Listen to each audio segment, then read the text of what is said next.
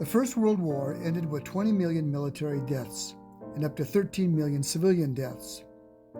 England alone suffered about 880,000 men and women killed, while Germany recorded 1.8 million.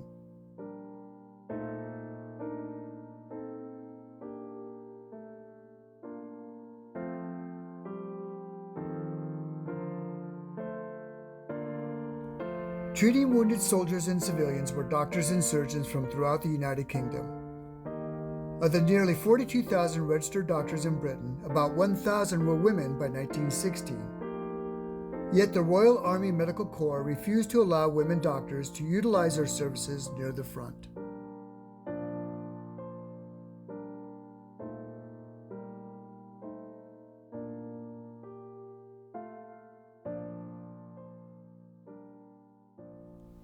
Imagine a woman born into a family at the center of Australian political power and with immense wealth to make for a comfortable life. Now imagine giving up that prestige and wealth for deprivation, the fog of 2 wars, and a predominantly male military medical establishment determined to marginalize her skills as a physician and surgeon. Dr. Laura Elizabeth Forster charted her own path by ignoring what wealth could offer and served as a nurse in combat zones in the Balkan War and as a surgeon in the First World War. Her passion for surgery under the most difficult circumstances would eventually cost her her life. Her work is largely unknown today. This is her story. Laura Forster was born in 1858 in Ryde, Australia, a sleepy little town that would become a bustling suburb of Sydney in the years to come. Forster's father, William Forster, was a mercurial, if unfriendly, Australian politician, sheep rancher, and poet. He served in Parliament and was a dyed-in-the-wool colonizer and squatter, although he acknowledged that land he took didn't belong to him or other squatters. Her childhood was spent on the Brush Farm estate near Ryde that had been in the family since 1807. Her upbringing, by all indications, was idyllic and comfortable. Laura was the youngest daughter. Her mother died when she was 4. She was left in the care of her sister, Mary Elizabeth, who was 12 years older. In 1873, the 55-year-old William married Maud Julia Edwards, a 26-year-old beauty from Devon, England. Her stepmother gave Laura a half-sister, Enid, and 3 half-brothers. The boys, John, Herbert, and Lionel, would have distinguished military careers, and all would die in the Great War. Laura studied at local schools in Sydney before moving to England. From there, she spent 3 years in Germany before enrolling at Bern University in Switzerland to study medicine. She obtained her medical degree in 1894, and her dissertation on muscle spindle fibers was written in German. She passed her exams at the Royal College of Physicians and Surgeons in Glasgow and the Royal College of Surgeons in Edinburgh to practice medicine. She was among 39 medical graduates to earn their license among 95 who took the exams.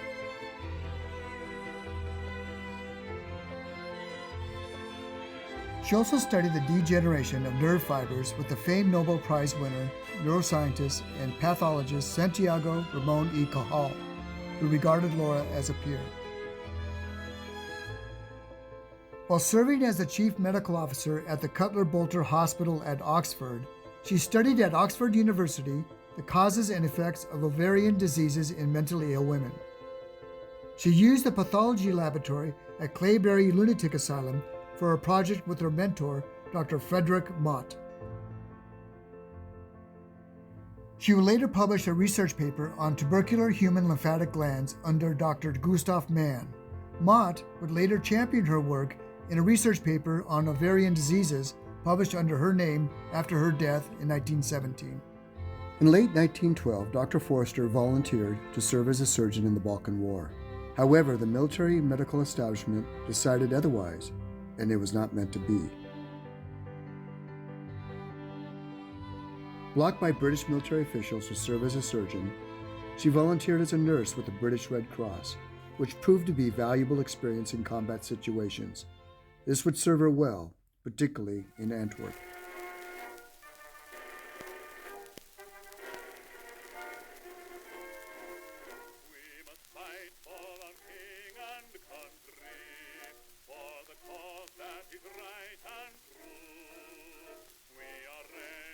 Today, you'll be called to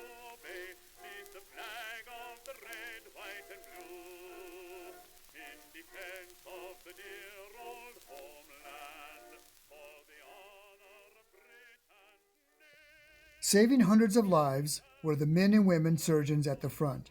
But unlike Great Britain's Royal Army Medical Corps, where only male surgeons were sent to the front, women medical officers had no such military support. Women volunteered to private organizations without pay, raised funds to keep going, and faced relentless discrimination from male military surgeons and physicians. Following the outbreak of war in 1914, women surgeons and nurses were faced with a lack of support from the military. Treating the wounded accompanied frantic calls for donations to keep the field hospitals functioning. Forster joined the British Committee of the French Red Cross because the French were more open-minded about women surgeons than the British. It was a clever move by Forster, who was permitted in the operating theater to perform surgery on wounded soldiers. Forster's adventures during the First World War would take her to Belgium, France, Russia, Turkey, and then back to Russia. She spoke fluent German and quickly learned Russian on the job. She was indispensable in the operating theater. War broke out on July 28, 1914. A month later, Forster was on the paddle steamer Marie Henriette from Folkestone to Antwerp with the British Committee of the French Red Cross to organize a Belgian field hospital.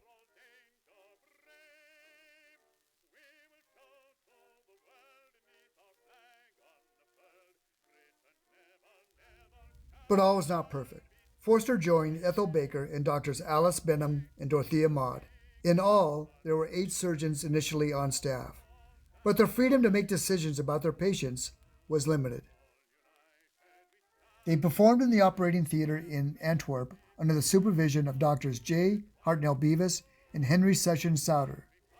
But in their joint paper, A Field Hospital in Belgium, and in Souter's book, A Surgeon in Belgium, there was no mention of the female surgeons or nurses, although Beavis and Souter were full of praise for themselves.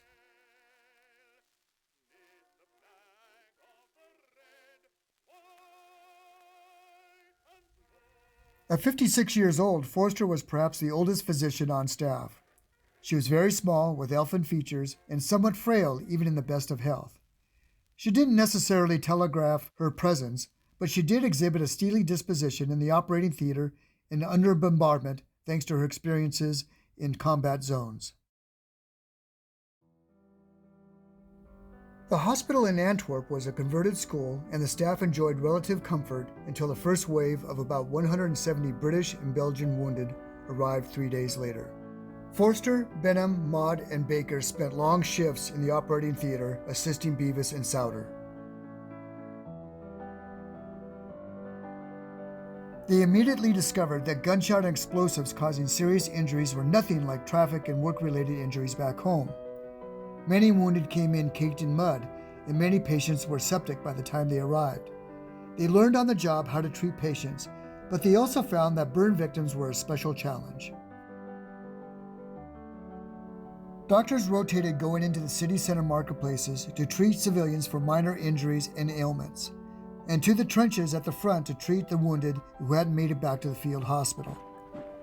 There was a growing sense of dread as the German army was getting closer to Antwerp, and the bombardments of the city and surrounding suburbs grew louder each day.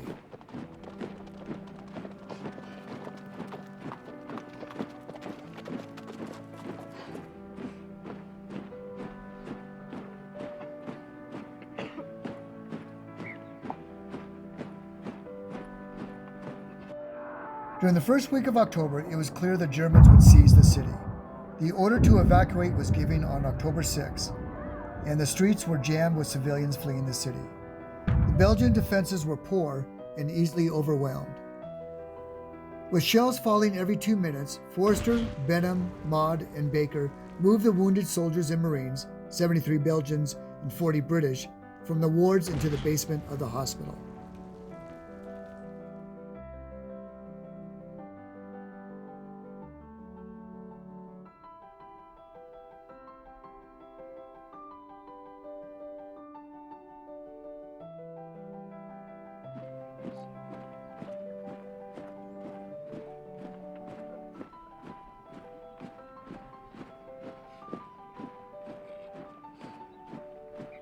As dawn broke, the Germans pounded the city block by block. There was no gas or electricity. Beavis commandeered 6 automobiles and 5 city buses. Fleeing the city with wounded, often through walls of fire, the convoy made it to Scheldt River and waited 2 hours in the throng of refugees to cross at a pontoon bridge. After they crossed the bridge, it was bombed. Dodging German patrols, the convoy made it to Ostend to catch a troop steamer safely to England. In London, Beavis asked his team, including Forster, Benham, Maud, and Baker, to return to his medical unit to set up operations in France.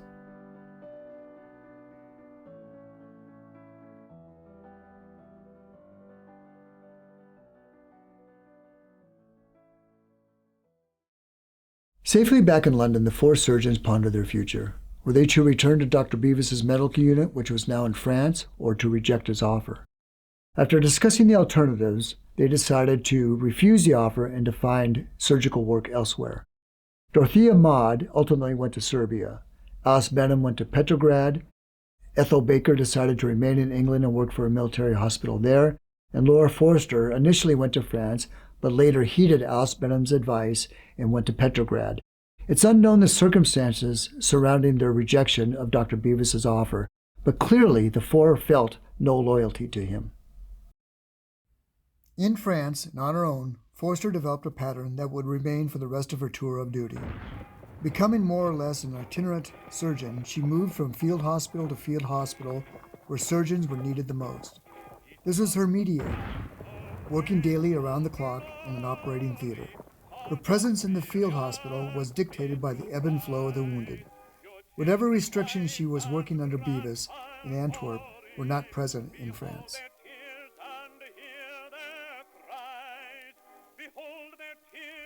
Forster's half-brother Lionel was not far away in Vauxhall, France. With the British Army's 1st Battalion, he was severely wounded and captured by Germans on October 26, 1914. He died of his wounds on November 4th. 6 months later, Lionel's brother, Captain Herbert Forster, with the 1st Royal Fusiliers, North Fork Regiment, was killed in action at the age of 37 on May 25, 1915, at Flanders.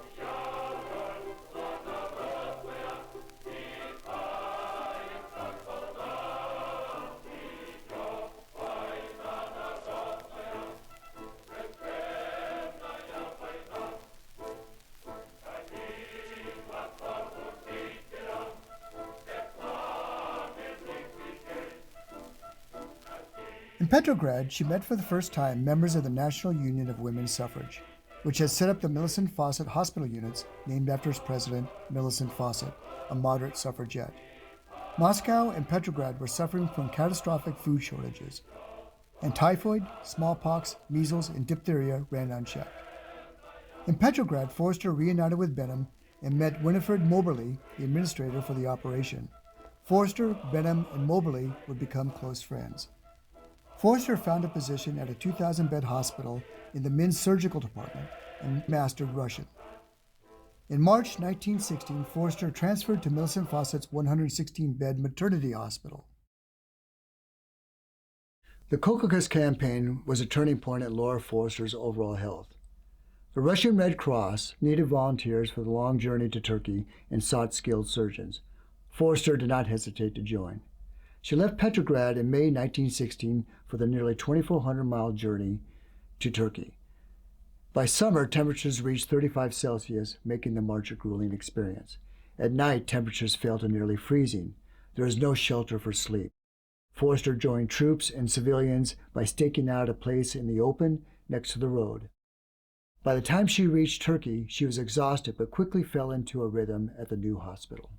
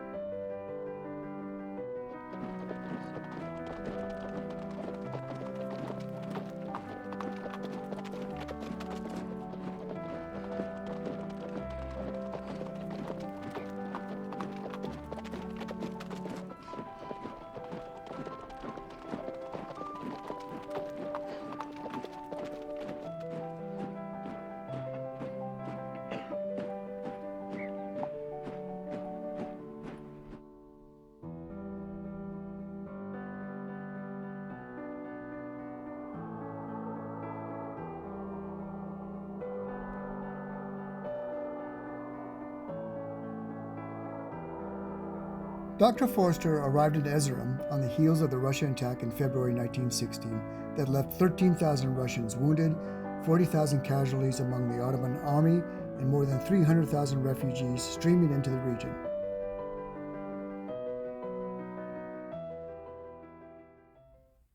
In September, Moberly asked Forster to return to Russia to take charge of a 15-bed facility in Starochelno.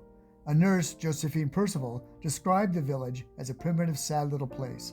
The two women treated skin diseases, tuberculosis, abscesses, and pneumonia. 2 months later, Forster transferred to the 80-bed 52nd Epidemic Hospital on the Russian-Polish border. She replaced Dr. Kate King May Atkinson, who was returning to England. The hospital was attached to the Russian Ninth Army under the famed General Alexei Brusilov. Brusilov would often inspect the hospital and occasionally dine with the doctors. The facility treated wounded Russian and Austro-Hungarian POWs. The steady stream of wounded soldiers, refugees, and villagers injured in farming accidents or were ill was relentless. Benham observed that Forster had arrived from Turkey looking frail and exhausted.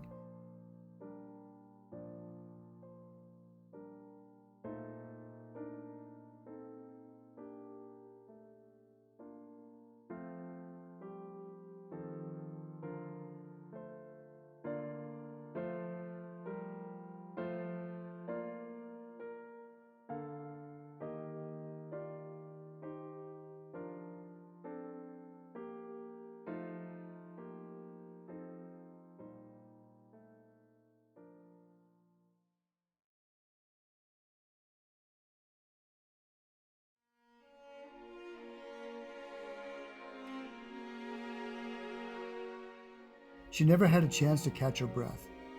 Coming from a mild climate, she was often outdoors with other doctors in winter, traveling to local villages and to the front to administer aid. During the first week of February 1917, Forster came down with influenza. Bedridden for 10 days, she suffered a fatal heart attack on February 11th. She was only 58 years old.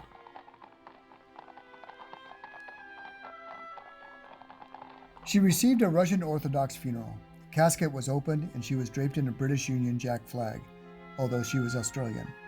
Religious icons were placed around her body in the casket. A priest and altar boys led the procession of nurses, soldiers, and villagers to the nearby cemetery. The exact location of her burial is unknown today. However, this cemetery may be where she is buried.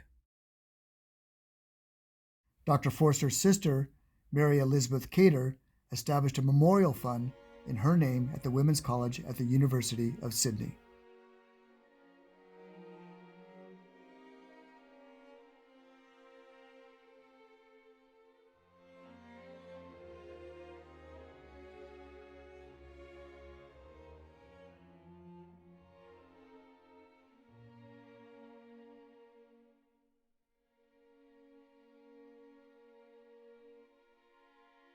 "20 months later, her only surviving half-brother, Captain John Gregory Forster, with the 7th Battalion London Regiment, was killed in action near Epinay in France.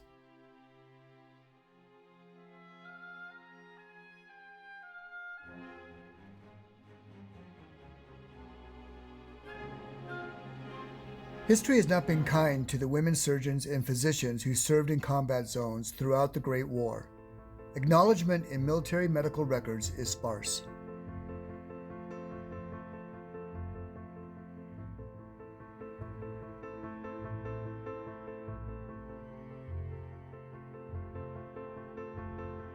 Record-keeping in private organizations that funded civilian hospitals, especially in war zones such as Russia, Turkey, and Serbia, was haphazard at best or lost with the passage of time.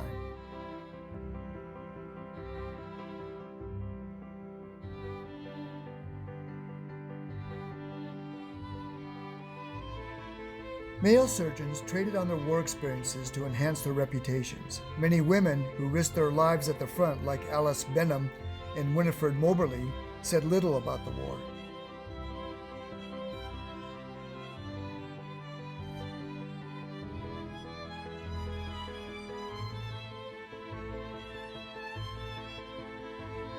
Moberly passed away at the age of 55 in 1928. Maud would pass away at the age of 80 in 1959. Baker the same year at 84. Benham died in 1939 at the age of 66.